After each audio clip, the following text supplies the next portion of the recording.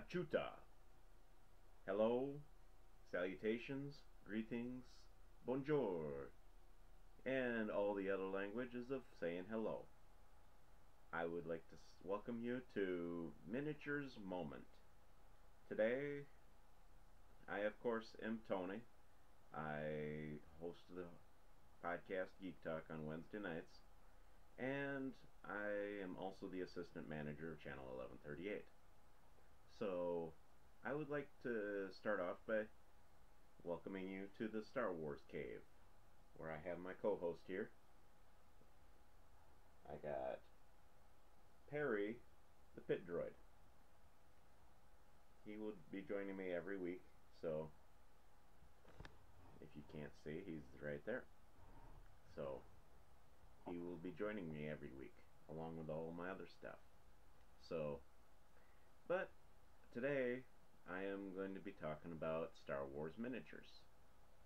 If you don't know what Star Wars miniatures are, they're these little figures right here. You ever have a, basically, everybody talks about how much shelf space they have sometimes. Well, these little miniatures, I kind of call them a multi-purpose type thing. I mean, you can use them for almost anything.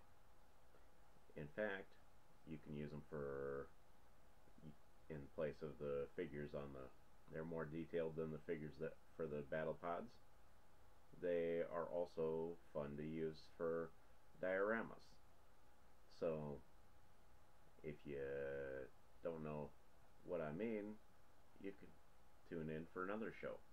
I will be going over how to do these as a diorama. This here is a clone grenadier, of course. So,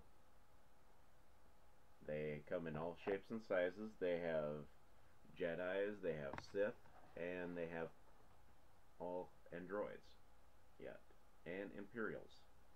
So, but basically, they come with, most of them come with cards, detail cards on what they have.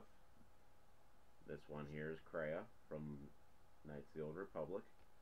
If you don't know what that is, that's a video game for Xbox. And then you got Kazdan Paratus, of course. So yes, they come in all shapes and sizes. They have details and everything. So if you want to know how to play the video game itself, or play the actual battle game, I can take and teach you that. First, if you want to play the actual game, you'll need these. These, each one has a number in the corner. That's their value. That's how many points they're worth. So basically, if you look at it, Kazdan Paratus is 55. That means he takes up 55 points of your squad.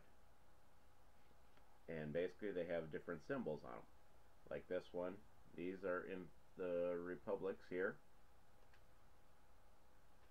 These are Fringe, all these tan ones.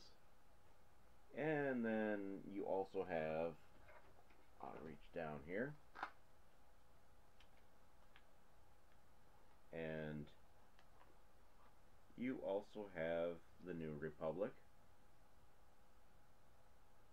If you can't see that, that's kind of a greenish color. You have the Empire, the Imperials, which basically some of you might like to use. I mean, each one, everybody's all different. So basically, you get the kind of the idea just by that. I mean, my favorite to use, besides the Republic usually, is the Sith. The Sith are this one. This is Darth Sidious himself. He's got some pretty powerful moves. So, yes, it's actually a lot of fun to play with a bunch of friends if you got them. So, I also have Darth Bane in this Sith pile. It's just Matter of finding him somewhere. But anyways, what you'll need besides the cards themselves, let me put these ones away here. You will be needing your figures, of course. You need the figures. You can't go without them. And you got to match the figure up with the figure of the card. And you will also need some dice. The main one you need is if you can keep an eye on each of their life points, is you will need a D20, a 20-sided dice. This one is one of my 20-sided dice. You can buy them pretty cheap at any card shop or any place that has games. So, yes. And the way it's played, each player you will also need a map.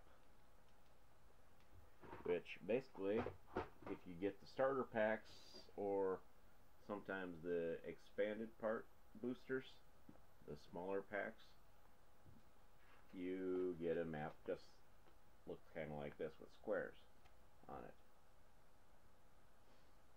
And you can find the instructions on how to play most of the way through on there's a bunch of videos on there that on YouTube that you can actually use to play the game.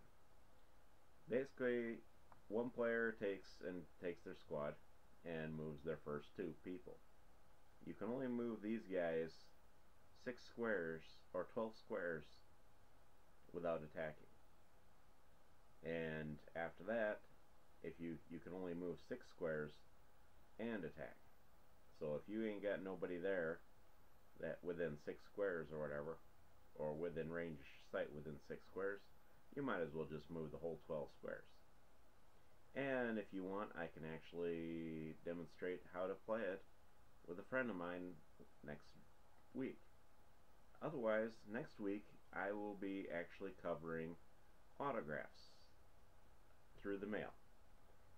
If you ever want an autograph, but you can't make it to the convention, how do you get it? Well, my friends, you can get it through the mail, believe it or not. So, I'm going to say that I will teach you next week how to do that. For I may actually be getting some through the mail. So, with that, tune in this week on Wednesday night at 7 p.m. Central Time, 8 p.m. Eastern Time for Geek Talk. That is my podcast. Tom and I usually do it together, but sometimes Tom gets his job in the way, but that's okay. We usually work around that. So, until next week, may the Force be with you.